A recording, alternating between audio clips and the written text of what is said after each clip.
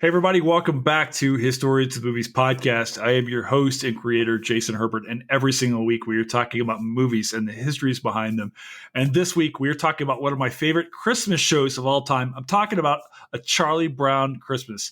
Guys, there is a pantheon of Christmas shows that I love to watch, and Charlie Brown Christmas is one of them. So for you guys, this year, I wanted to invite back one of my great friends. I'm talking about Blake Scott Ball. He's an associate professor at the University of North Alabama. And more importantly for our conversation, he is actually the author of Charlie Brown's America, The Popular Politics of Peanuts, talking about how Peanuts is illustrating the world around it from the 60s onward. So we have the best conversation in line for you tonight, talking about A Charlie Brown Christmas, talking about Peanuts, talking about Charles Schulz, talking about the 60s, the 70s, the 80s, the 90s, all the way to today.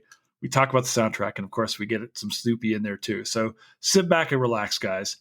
A Charlie Brown Christmas is next on Historians of the Movies podcast.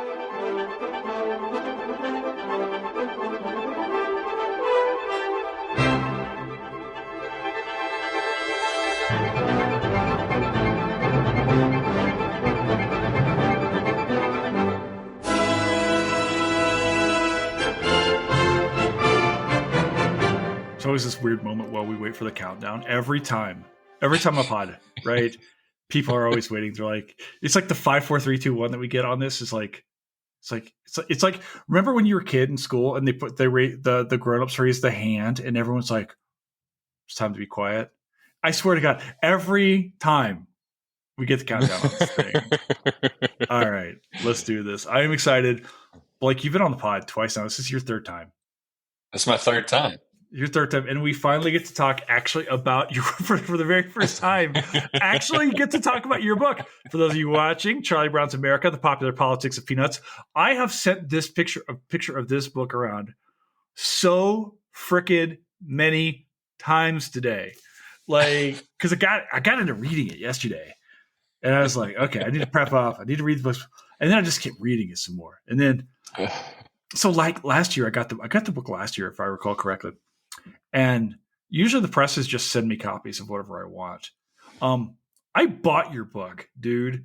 Like I shilled it. You've got residuals from me somewhere in there propping up. Your family owes me a life debt. Like this is a Chewbacca Han Solo thing now. At this. Thanks, man. Yeah, thank you. I love this book. And this is the perfect time to talk about one of my favorite Christmas movies ever, right? Sure. I mean, a pure classic, dude. All right, all right. Let's talk about this. People, it's like this is your third time on. I feel weird like introducing you on the podcast now. Go ahead and do it. Like, tell us about you real fast. Give us the truncated version. Yeah. So I am associate professor of history at the University of North Alabama. Got the incredible opportunity this year to come back home to my alma mater and join the department. A lot of wonderful people here, and super excited to be here. Charlie Brown's America is my first book. It started as my dissertation when I was a grad student at the University of Alabama.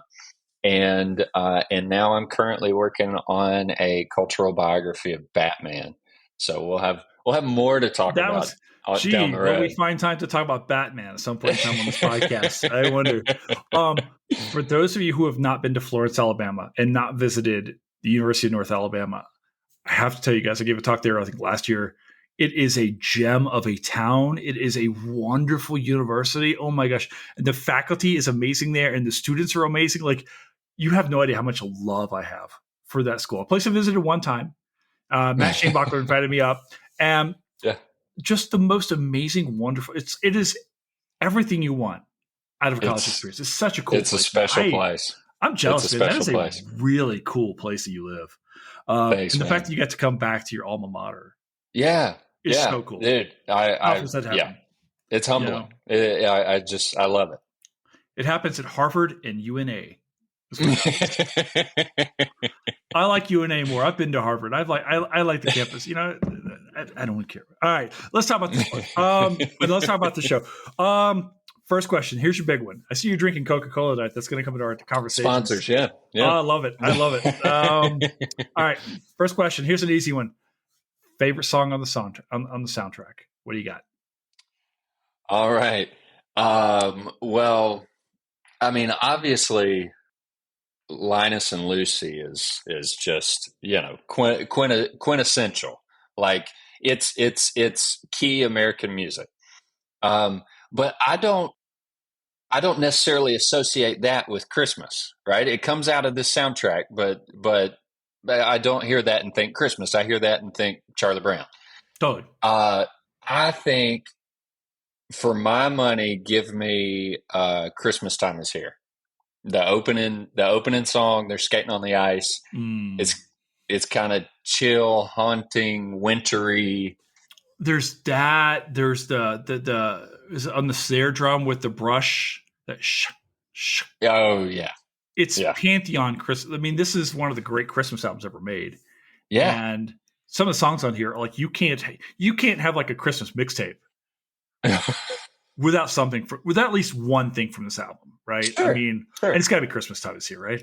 Yeah. Do you like the one with the kids singing, or do you like the one the one without the lyrics? I like the one with the kids singing. I like, I think that was one of the key things they were going for was like they wanted children's voices in this, both in the voice acting and in the songs, and so I love it. I think it's really awesome. Yeah. Okay. So I know a thing that the listeners don't, which is I've already read the book, and so you actually talk quite a bit about the making of this Christmas special quite a bit, which I think the listeners will want to hear about, and we'll get into how this thing gets funded and so forth. But the idea of choosing Vince Guaraldi and choosing these kids, do you want to jump in and actually we can talk a little bit about like why that was so revolutionary and what 64 was it when this thing is released? 65. December okay. 65. Yeah. Yeah. Well, so the whole thing actually has its roots. The whole setup for a Charlie Brown Christmas happening has its roots in San Francisco Giants baseball. Clearly. Absolutely.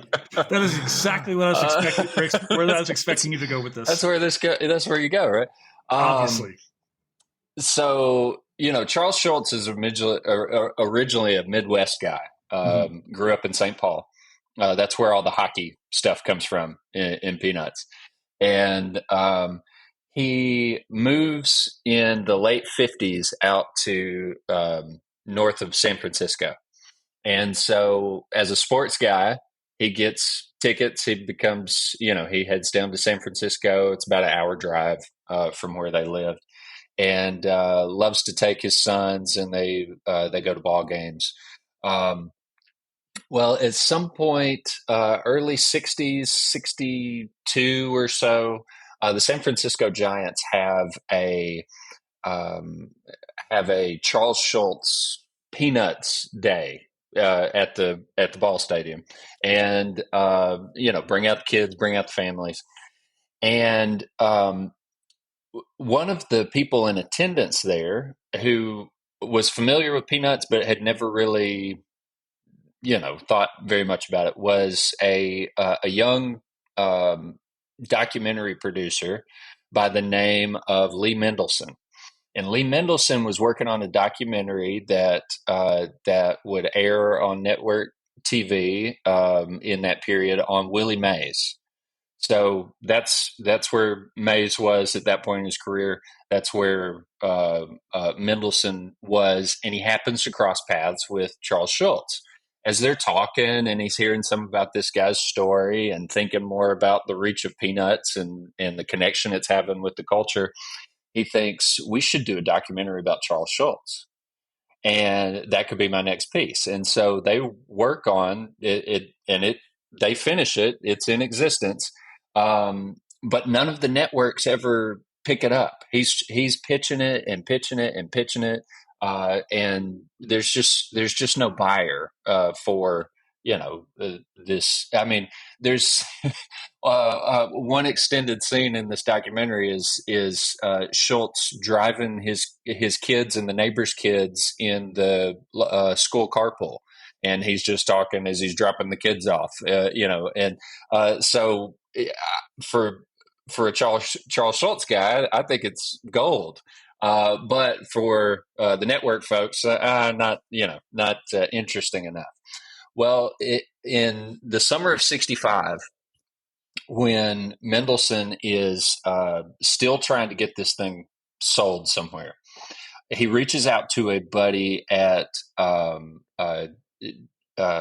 J. Walter Thompson um, advertising firm. One of their major clients was Coca-Cola. And he mentions, "Hey, I've got this documentary about this artist. He does Peanuts, and the guy, his buddy, says, I'm sorry, we won't really have anything for that." He said, "Really, what we're searching for right now is a Christmas special." And Mendelssohn goes, "Oh, dude, well, do I have something for you?" He's like, "Charlie Brown Christmas." And like, "Oh, this fantastic. Well, hey, I've got a meeting with Coca-Cola is wanting to sponsor a family friendly Christmas special. I've got a meeting with them on Monday. Could you have it to me by Monday?" This is midweek. Mendelssohn says, "Yeah, sure." Hangs up the phone. Immediately calls Schultz. "Hey, Sparky," is what they called him. "Hey, Sparky, what are you doing this weekend?" He said, "Oh, well, I didn't have any big plans." "Why? What's going on?" He said, "Well, we're writing. We've got to work on a Charlie Brown Christmas." And Schultz says, "What's a Charlie Brown Christmas?" He said, it's a Christmas special I just sold to Coca-Cola." And they literally spent 3 days that weekend. Mendelssohn drives up to Santa Rosa, and they spend 3 days that weekend hammering this thing out. And I've seen.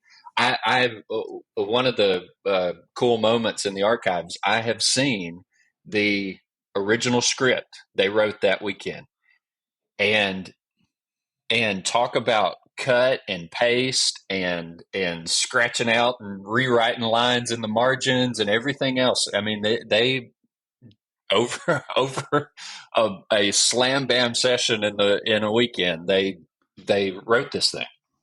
Yeah, it's absolutely fascinating, the story that you tell about how this comes to be. And for our listeners out there, one in particular, can we go ahead and reiterate that? Wouldn't you say it's true, Blake, that Coca-Cola saves Christmas? Absolutely. All right. Absolutely. All right. Just to make sure that it's Coke and not Pepsi that is responsible for all good things in the world. For one listener in the Northeast right now, I want to backtrack a little bit. Okay. You wrote a dissertation and then this amazing book through Oxford University Press about the popular politics of Peanuts.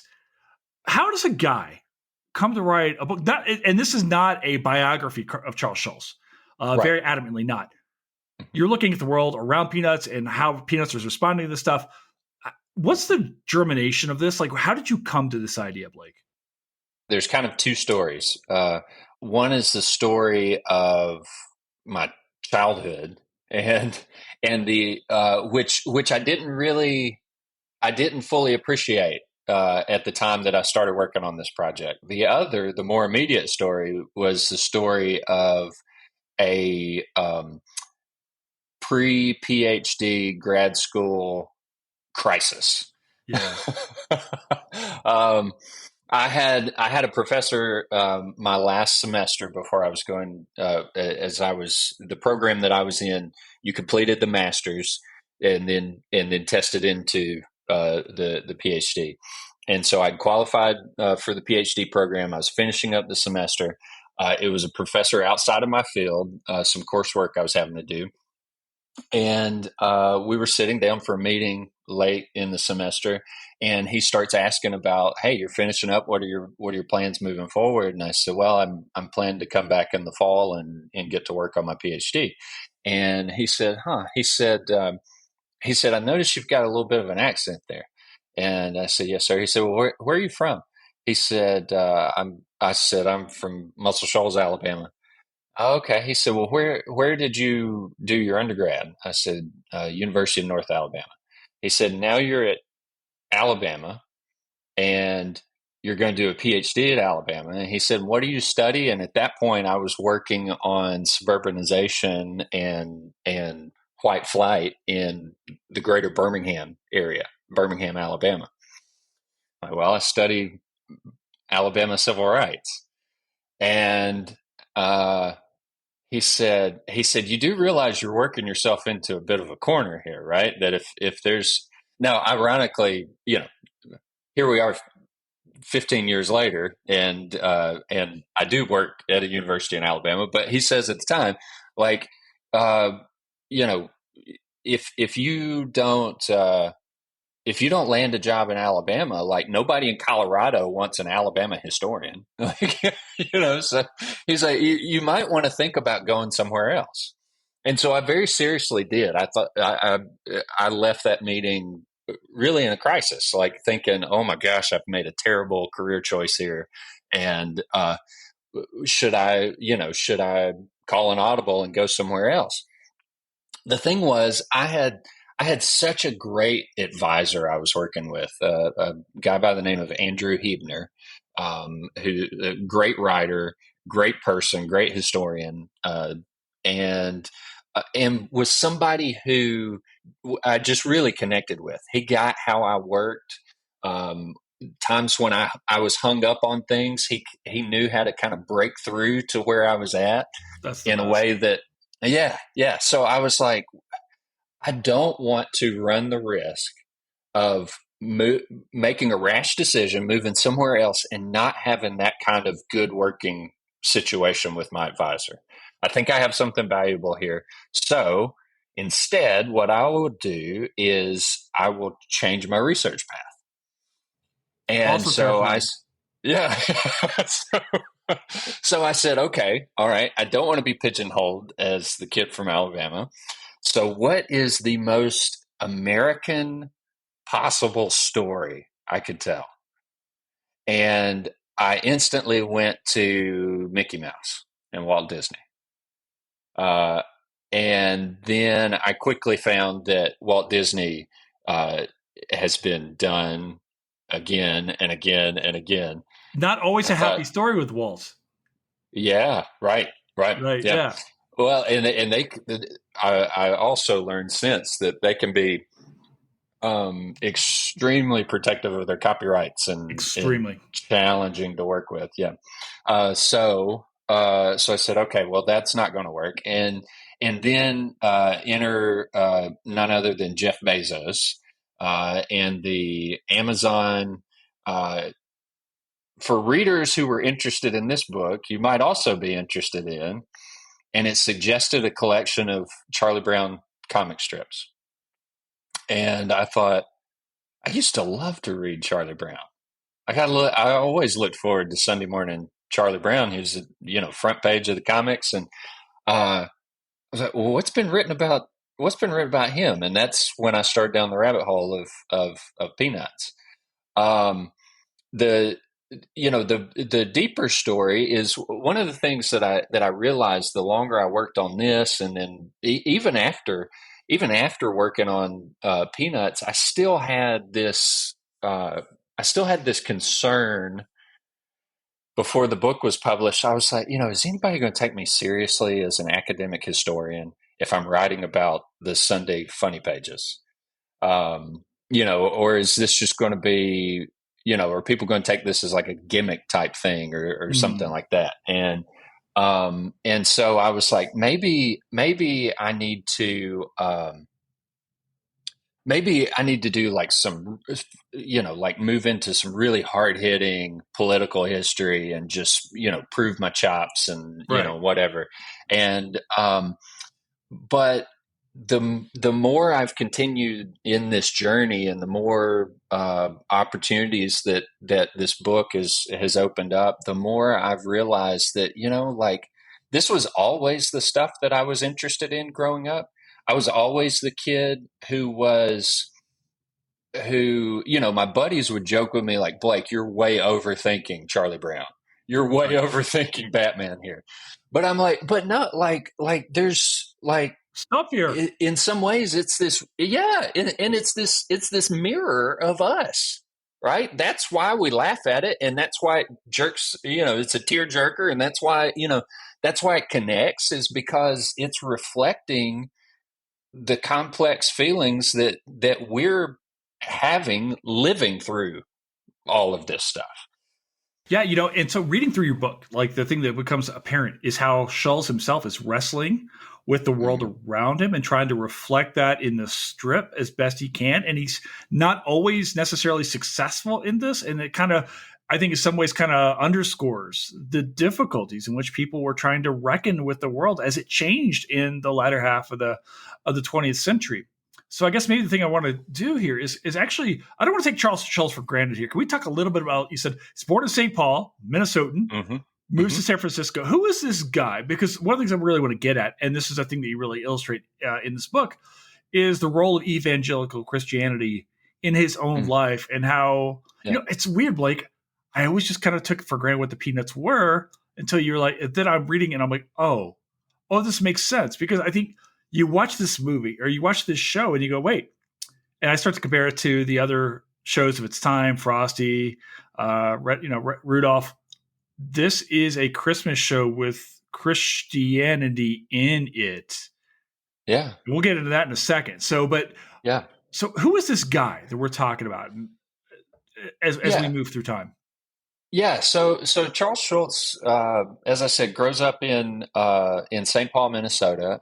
He's the son of a barber, and he is an only child. He loves sports. He's pretty smart in school. In fact, in elementary school, they move him ahead in the public school system two classes, 2 school years, Wow. which actually kind of ends up backfiring because then he's all socially, Emotionally, off he's not from there every, yet. yeah, Right. and so he's very smart, but school becomes sort of a challenge for him in ways as a result of that. But one of the things that he's really good at is art. He loves to draw cartoons. He loves, particularly as a kid, to draw Popeye, which was one of the big cartoons of the time, and and so his mother enrolls him in a correspondence art course in Minneapolis, and he starts off initially. He would fill out his lessons. He would stamp, send them off in the mail, and wait to get the results back. And as it starts, he's apprehensive about how it's going to go, or apprehensive. I was like, that's It not a works. word. Yeah. It's a word now. All words are made up, Blake.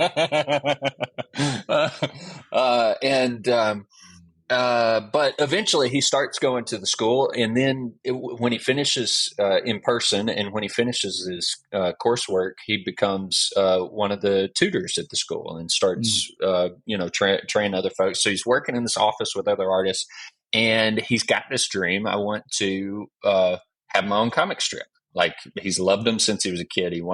That's what he wants to do. And then in December of 42, he gets a draft notice.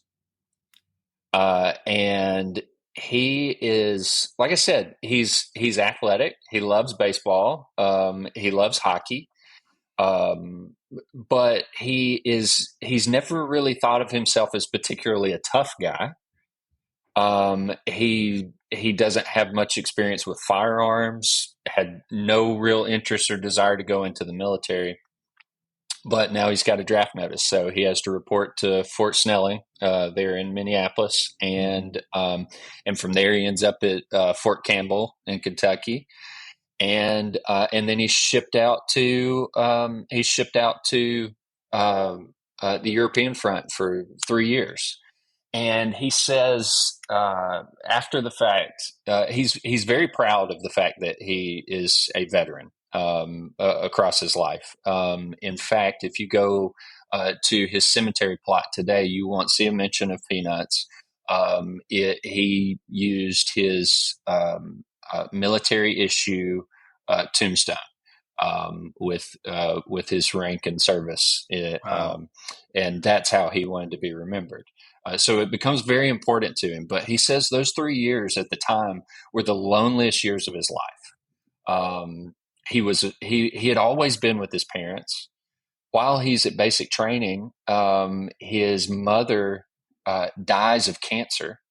He didn't know she'd had cancer.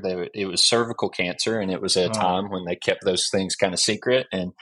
And so for him, it's just out of the blue. He's separated from his dad at such an emotional time. And so when he comes home from World War II, his father has remarried during the war. His father has remarried, and Schultz is fond of the lady, but it is just such a different world from the one that got taken from him just a few years before. And he feels really lost. He feels just unsure about where life goes now, and he's searching for answers.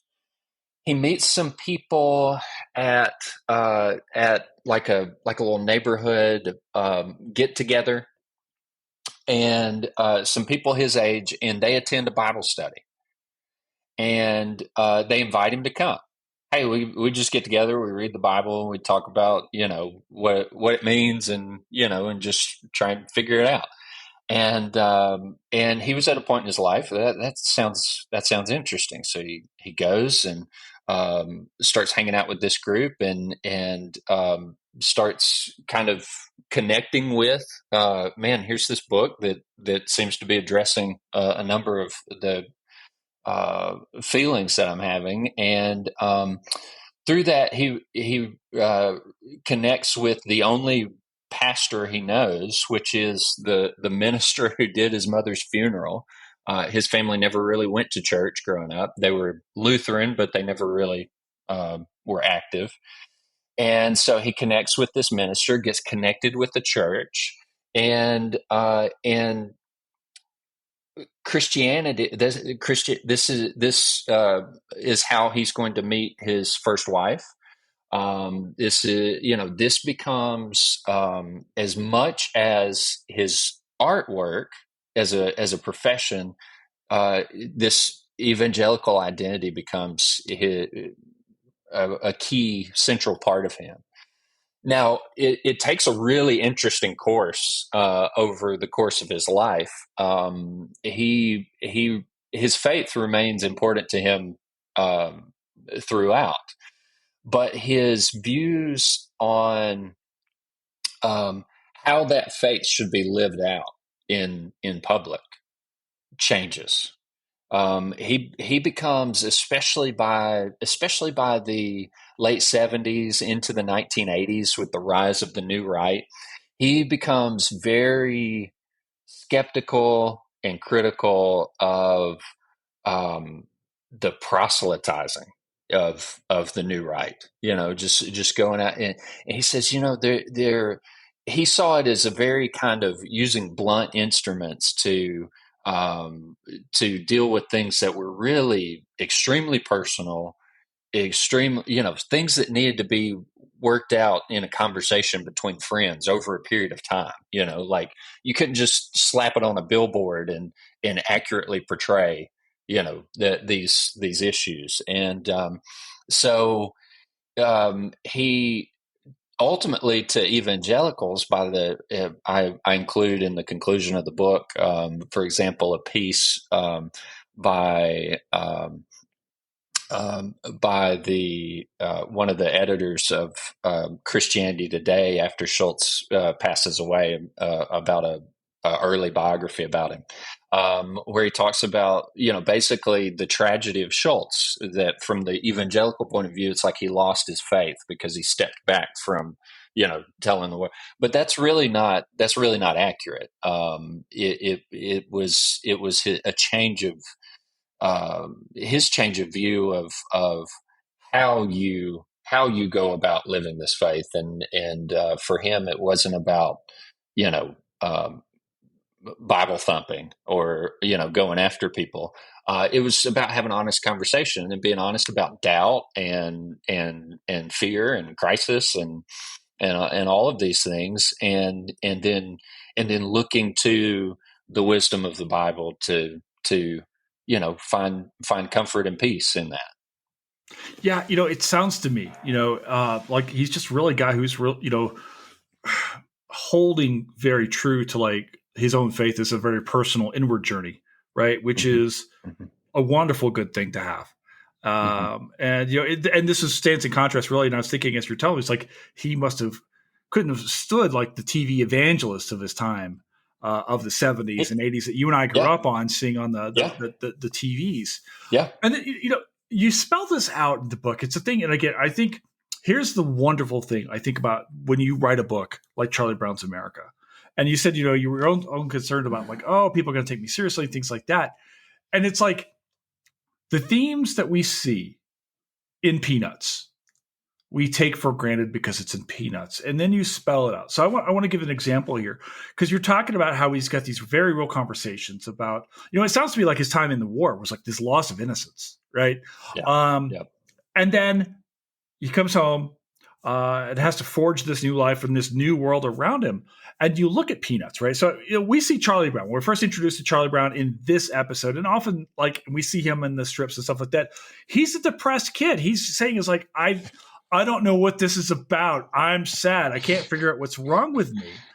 And so I'm kind of wondering, what are the subtle and frankly unsubtle themes that Schultz is actually working through in his depiction of these children? Because we've got social alienation, atomic anxiety, because this is height of the Cold War. You tell us that Peanuts is born in the Cold War. I never even considered that. Um, you've got emotional conflict all the way down to Linus's blanket, right? So can we talk a little bit about the characters that we're seeing on screen? We see Yeah. Linus even later on just drop his blanket and kind of go on a soliloquy there. But can we talk a little bit about the themes that Schultz is trying to illustrate and work through himself on the panel and in Charlie Brown's Christmas, and then later on Great Pumpkin and so forth? Yeah. Well, I think you highlight a number of them. I think um, we miss the fact in some ways that part of what positions Schultz so perfectly, for example, the security blanket, Linus in the security blanket in the 50s and early 60s. Um, People ask, where did that idea come from? Because the blanket, and I talk about this in the book. The whole thing about this kind of security token, whatever it is for a child, was very present in child psychology, and it was also very present in the post-war baby boomer households. Um, but there wasn't one kind of universal name for this. And so that's why Schultz would say in later interviews, one of my proudest accomplishments is that if you look us up in the Oxford English Dictionary under security blanket, it credits Charles Schultz and Peanuts for the modern definition. And it does. And um, Where's he getting this from? Well, because he is one of the tens of millions of Americans who's raising the baby boomers, right? He's seeing it at home with his kids. And so Peanuts, I think especially for those of us who grew up reading Peanuts, we identify a lot with the kids, right? Maybe the anxieties of Charlie Brown, or the bossiness of Lucy, or the hating math class of Peppermint Patty, or whatever it is. We identify with the kids. The older I've gotten, the more I realize that he wasn't he wasn't just talking to the kids, and he wasn't just talking from the perspective of the kids. He's also talking to the parents, right? As a parent, as an adult. And one of the reasons that the later years of Peanuts changes, and some people by the 90s were saying, maybe Peanuts has kind of lost its step, it's a little dated. I think what's actually going on there is that uh, Schultz is a grandfather. Schultz is a grandfather, and he's now speaking from the viewpoint of a grandfather about grandchildren, and so there is a change in tone in some of those later strips. He's also thinking a whole lot more about history by Mhm. those later years of his life, and what's important in World War II, and the American Revolution and founding, and all those kind of things. But there's, I think emotional empathy is really at the key of at the heart of what makes Peanuts successful. Um, and and I found it, as a historian, I found it a really interesting. Uh, we analyze kind of the classic trinity of Mhm. race, class, gender. Some folks will put religion. Want to okay, let's add religion in there. Maybe that's in race, class. Um, in some ways, I'm a historian of comics, but also I think of myself as an historian of emotion. That if we're really going to bring life to how how it felt to live in these times, we've got to recapture some sense of the emotion, right? And those emotions are often very conflicted, joy and sadness at the same time. So I found Peanuts kind of opened my eyes to that in some ways, as a historian, just the significance of that, because so much of Peanuts is about those emotions: sadness, loneliness, being misfit, being misunderstood. Peppermint Patty, who's very clearly uh, she wants to be feminine, but also she's not feminine in the way that the other girls are, and she's okay with that, but she feels like the world doesn't understand that, and so it's a constant struggle. And there were so many in the audience who identify with the struggles that those characters are going through. I want to ask you actually. So we talk about who we see on screen. We're talking about Charlie. We're talking about Peppermint Patty. We're talking about Lucy. You know where I'm going with this. We watch this show, and there are no children who are non-white. Franklin is not on this episode yet. I don't Mm-hmm. think he has yet Mm-hmm. to make an appearance in the Peanuts world. Can we talk That's a right. little bit about this? And you kind of hinted this in the book. It's about Schultz himself wrestling with, like, when he introduces Franklin, he doesn't quite know what to do with Franklin. Like, Yeah. can we talk a little bit about the lack of diversity and then Schultz's attempts to diversify Peanuts? Charles Schultz recognized that he had an incredible platform, an international platform by the late 60s. It's the summer of 1968 when he introduces Franklin. So 3 years after Charlie Brown Christmas, Great Pumpkin, Charlie Brown, some of these big classics that have just skyrocketed Peanuts in popularity.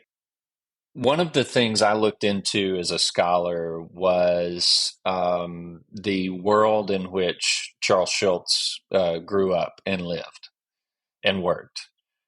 Schultz grew up in a congressional district that was north of 98% white. When he moves to Northern California, the demographics aren't much more diverse there either. In his work life, he does take seriously the need for equality and the need for diversity. One of the things he's going to be, for example, so we don't think about it these days because newspapers are kind of gone in the 20th century form. Successful newspaper cartoonists um, were millionaires. I mean, these were big money making people. And the National Cartoonist Society, which was the exclusive organization of all the top illustrators and cartoonists in American comics, is it. I mean, it's an exclusive club. Um, Now, Schultz gains a lot of stature by becoming the youngest artist in the mid 50s. He becomes the youngest artist ever to win Cartoonist of the Year. And then by the early 60s, he repeats, he wins it again. Which was another big phenomenon, kind of establishing him as a leading man. And so he's going to be an integral part. You could not even attend the meetings without an invitation from a member, right? It's that kind of organization. You have to get an invitation, and then you have to attend so many meetings, and then you have to get like a recommendation from one of the members in order to be considered. Schultz is going to be integral in he's the inviting member to get the first black cartoonist into the National Cartoonist Society, a friend of his by the name of Maury Turner, who was not a national artist at the time. He was in Detroit at that time in the newspapers. He'd originally come out of Oakland. And so he does a comic strip called We Pals, which in a lot of ways is Peanuts with diversity before Peanuts diversifies, right? And Schultz respects that. And Schultz believes that Maury Turner is an important voice and that Maury Turner is the right voice to do that. But We Pals has a very limited distribution reach. Peanuts is everywhere, literally National, everywhere. right? Yeah. Yeah. And so in 1968, he's been having conversations about this, and he begins to get letters from a Southern California stay-at-home mom by the name of Harriet Glickman. She's Jewish. Her parents had been labor organizers back in Chicago. Original kind of.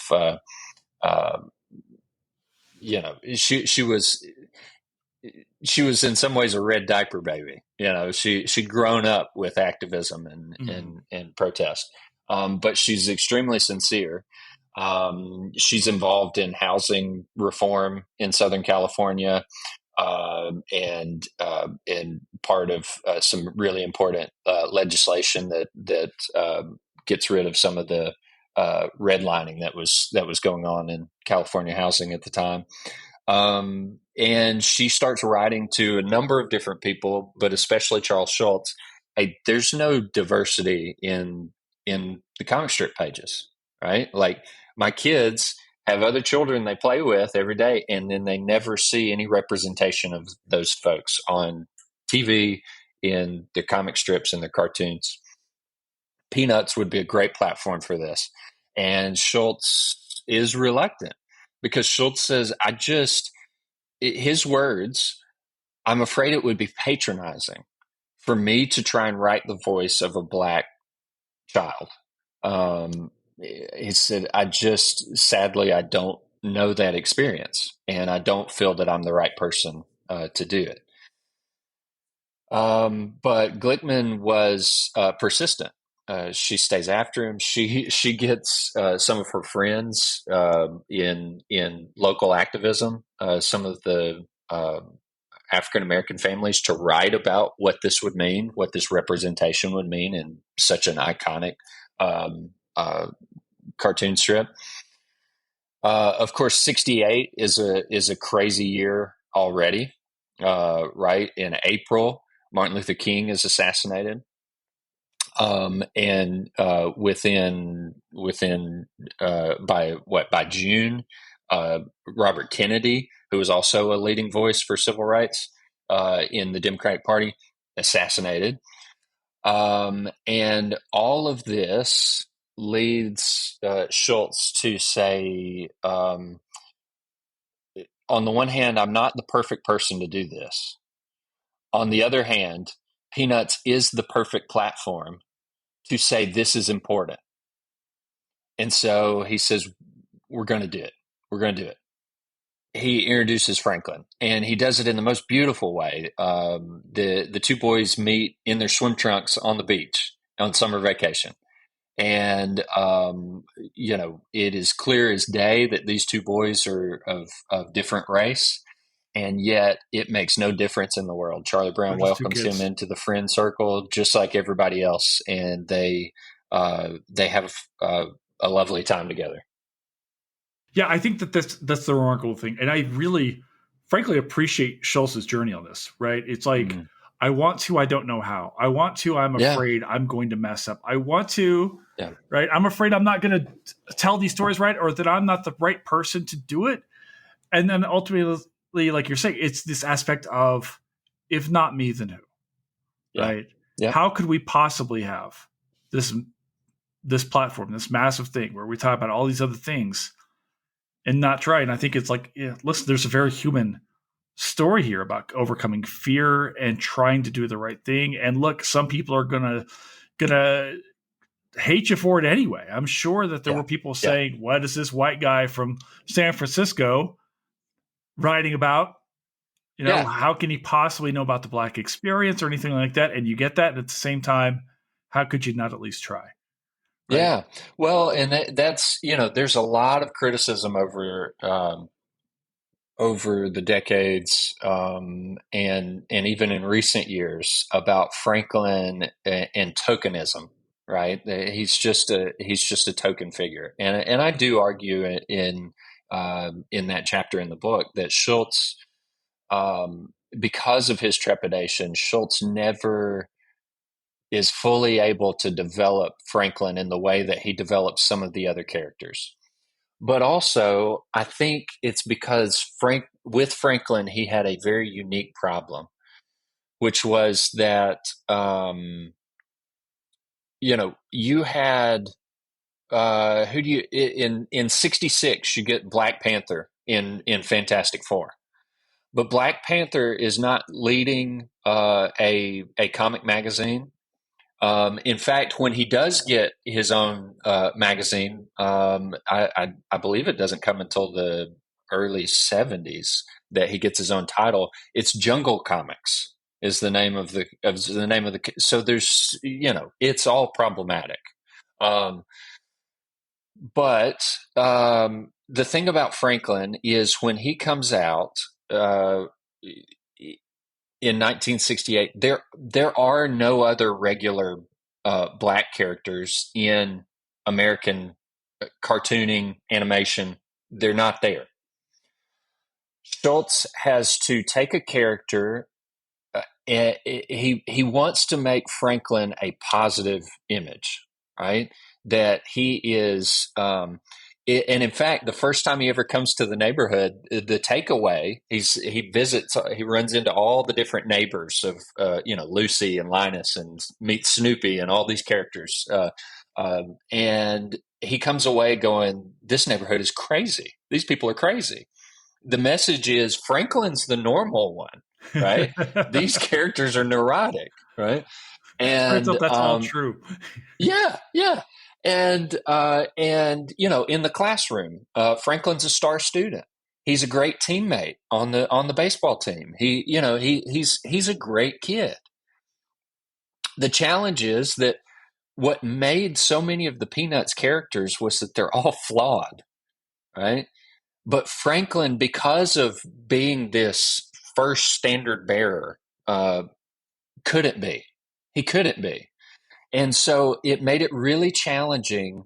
Schultz writes so many of the Peanut stories from the flaws of the characters. That's where that's the origin of the storyline, right? They have, it causes all of their crises in the story, and Franklin doesn't have those because Franklin needed to do a more important job, and in the long run, it does get Schultz criticized. But I think in the context, we have to remember what Schultz was trying to do and what that meant in that time.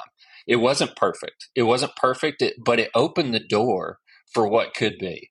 And that's important, even with its shortcomings. I want to talk a little bit about another risk he takes here, which is, and you talk about this in the production of the Christmas special, which is towards the end. Charlie's like, "Hey, what's Christmas about? What's Christmas about? Christmas about?" And Linus like, "I'm gonna tell you, right?" Yeah. And we get this quotation from, was it Luke, if I recall correctly? Yeah. Is that right? Yeah. Uh-huh. For those of you who grew up in the Protestant church, Luke often considered to be the most beautiful written of the Gospels.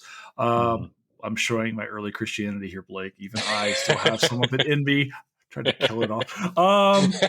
Can we talk about, for those of you guys who know, Blake, I hope I'm not overstepping here as a man of deep faith, and this thing I respect so much about you. I, of course, have tried to drive it from my body, and yet we have this deep love of Charlie Brown.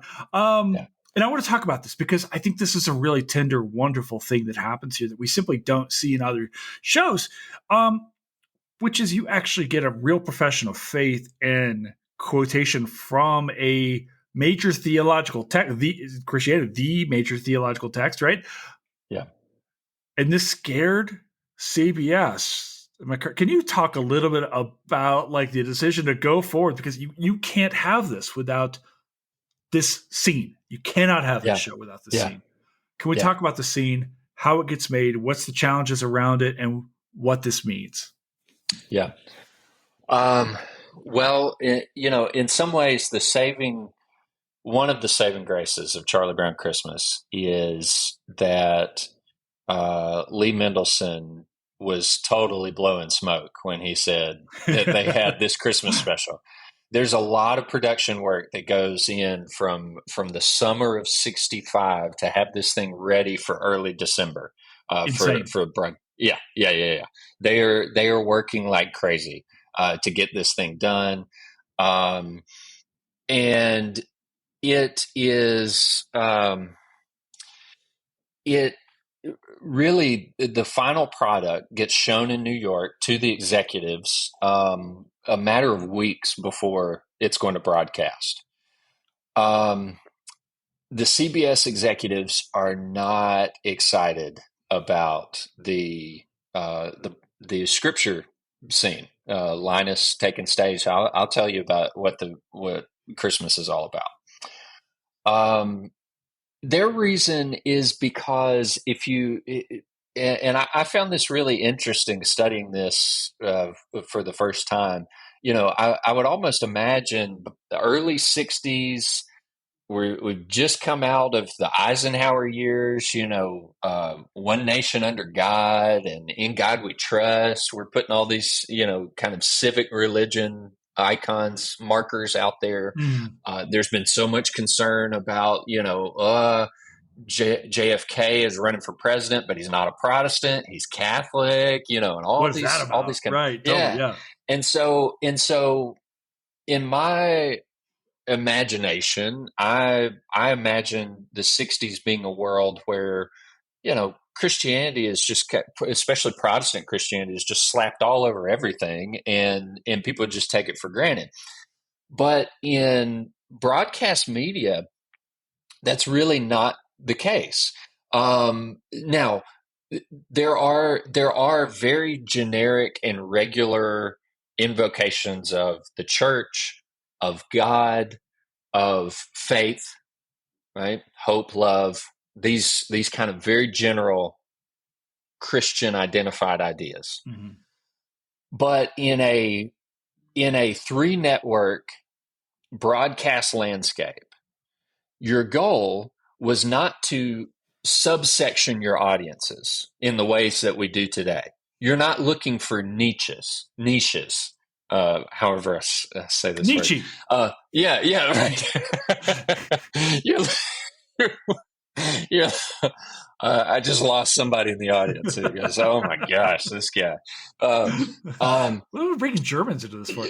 Anyway, Yeah. You are aiming for the broadest possible audience every time you go to bat, right? And so anything that could be viewed as sectarianism, as getting into particulars of religion, whoa, let's stay out of that, right? Right. Yeah, we're going to cause more complaints than we are, good out of this program. Well, they thought that invoking Jesus directly at the climax of the program was a step too far, right? Because then you're going to get people who are going, well, matters of theological interpretation or whatever else. Schultz is very clear with the producers in when they're making this. Mendelssohn and the animators both kind of try and push back. Are you sure about this? That might be. He said, look, if we're gonna make a program about Christmas, Christ Mass, he said, I can't make a version of that doesn't acknowledge the meaning of Christmas. So if you want a Charlie Brown Christmas, this is what a Charlie Brown Christmas is. The CBS folks were, as I said, were not excited about it. And that, to be fair, that was one of several reasons that they were not very excited about it. They thought the pacing was slow. They thought the child voice actors were less than professional. They thought that the jazz music was an odd choice. They were wrong on everything, is what you're saying. They were wrong. Absolutely, they were wrong. Just as we see in our own time, leading broadcast voices misreading the moment, misreading the culture, the meaning of the culture, and having to completely reevaluate after the success of particular films or election results or whatever. Right. Reviewer number 2. Yeah. Yep. And so the plan is, CBS actual plan is, okay, we've already started running ads for this. We will broadcast it. The one night we said we broadcast it, we'll put it in the vault and we'll move on, right? Chalk it up to poor planning. And then over the next days and weeks, CBS, Coca-Cola, and United Features Syndicate, who was the publisher of Peanuts, get absolutely flooded with postcards, with letters by the thousands saying, I never thought I would see something like this on television.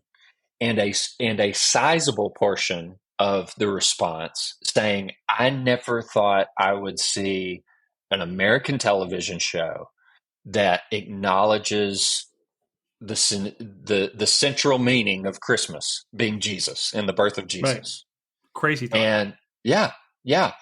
Now, again, one of the things that for some evangelical Christians, they take this to mean Charles Schultz is one of us, right? Charles Schultz is out here, going to be preaching the gospel and Bible thumping and everything else. Charles Schultz is headed in a very different direction, right? He does not think of Christianity as the type of thing that should be bludgeoned and used as a way to attack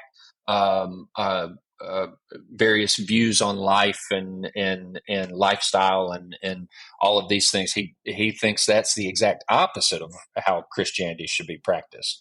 But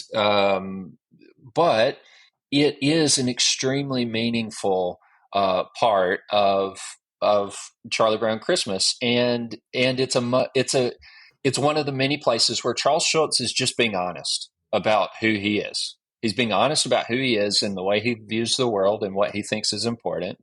And he insisted, and like you said, he ended up being right.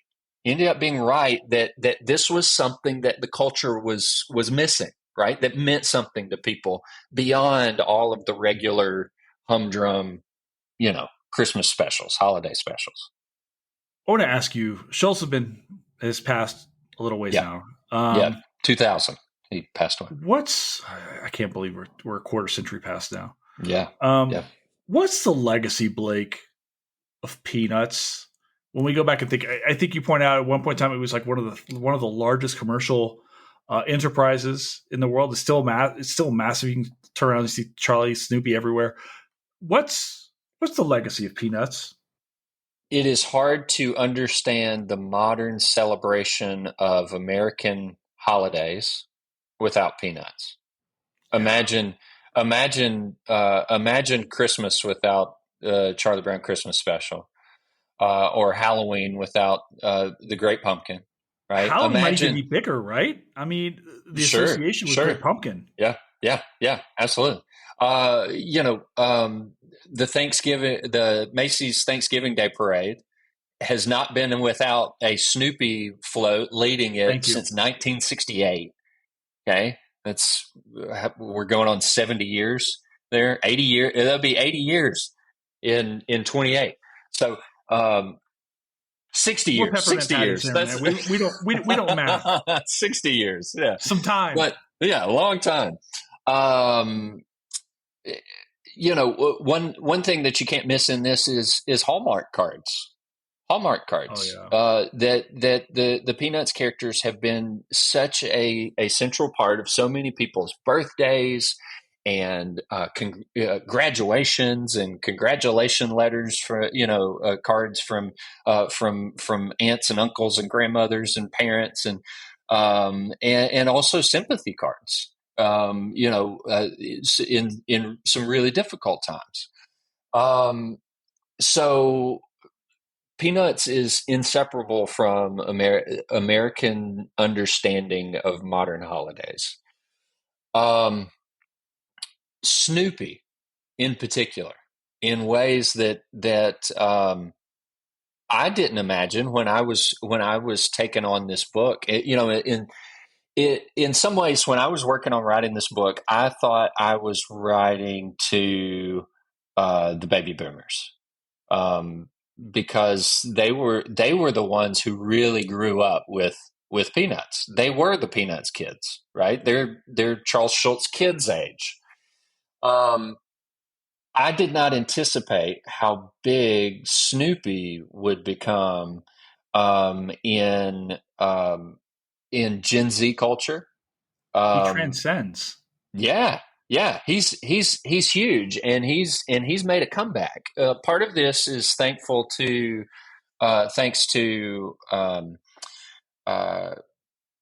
Apple TV Plus bought the rights about 7 or 8 years ago to Peanuts, and so they're making new Snoopy programming, and it's great. It's a lot of fun, and Snoopy is having like this whole second life online through memes and gifs and all of these sorts of things with Gen Z. The most common interviews I've had in the last couple of years are from national publications wanting to talk to someone about why is Gen Z so connecting with Snoopy, so that's great fun, and I couldn't have foreseen that. And the other ways are that Peanuts has contributed to our cultural lexicon. When we talk about politics, when we talk about life and society, we use Peanuts metaphors all the time, right? Um, Lucy and Charlie Brown kicking the football, right? Always. That all the time, right? Always. So close, and the It's football so gets good. pulled away from you, right? That is, the security blanket.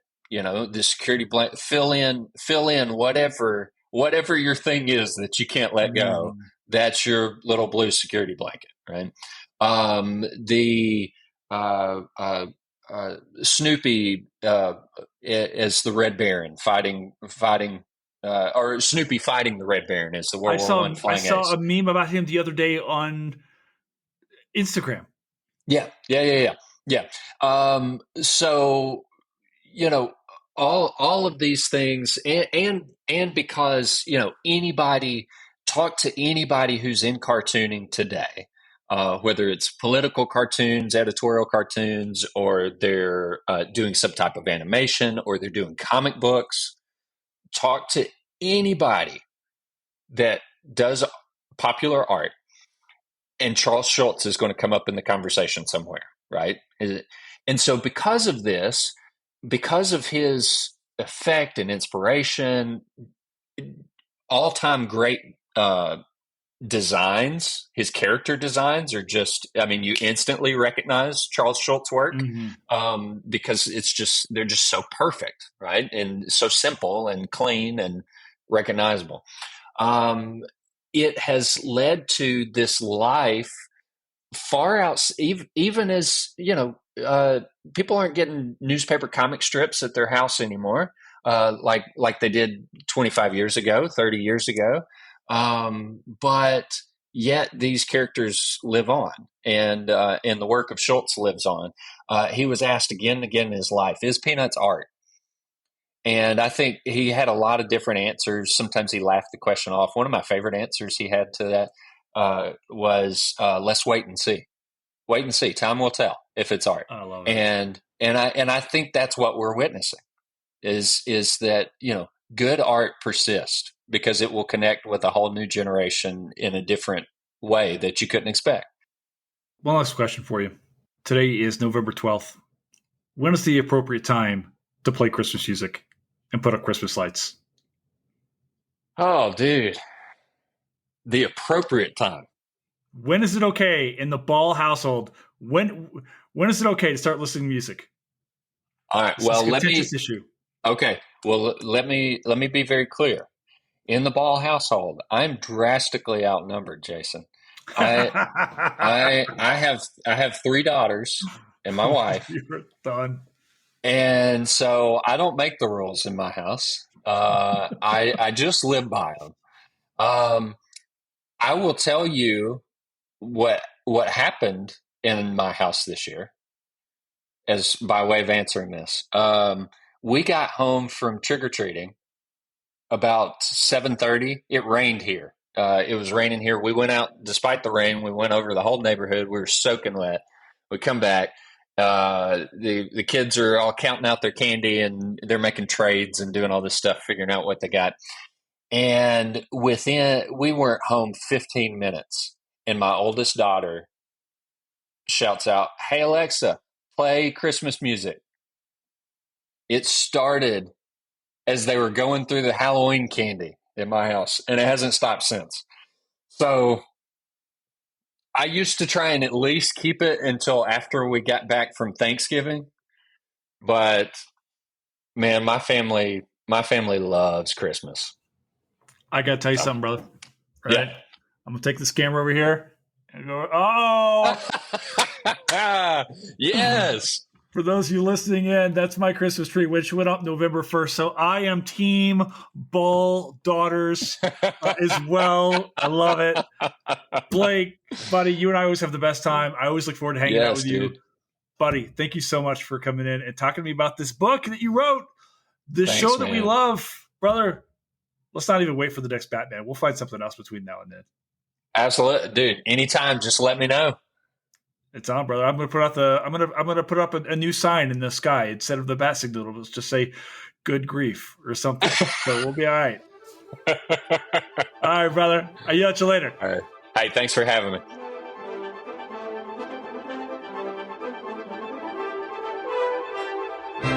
And that's a wrap here at Historians at the Movies podcast. Thank you so very much to our guest, Blake Scott Ball. Blake, thank you so much for being here. You are the gift that keeps on giving, sir. Thank you to our producer, Fletcher Powell, for making this show run. And of course, thank you to all of you for continuing on to share and listening on the pod. If you're listening in, you want to listen to something different, we now have Reckoning with Jason Herbert. Check that podcast out as well. Google it. Google my name. You'll find us on Apple and Spotify and all the other places. If you want to help support the podcast, you can do so by going to patreon.com/historians at the movies or shoot us an email at hatmpodcast@gmail.com. I don't know why I can't talk. Guys, it's awesome having you around. We've got a whole lot more pods coming for you soon. But for now, I'll talk to you later. Ciao for now.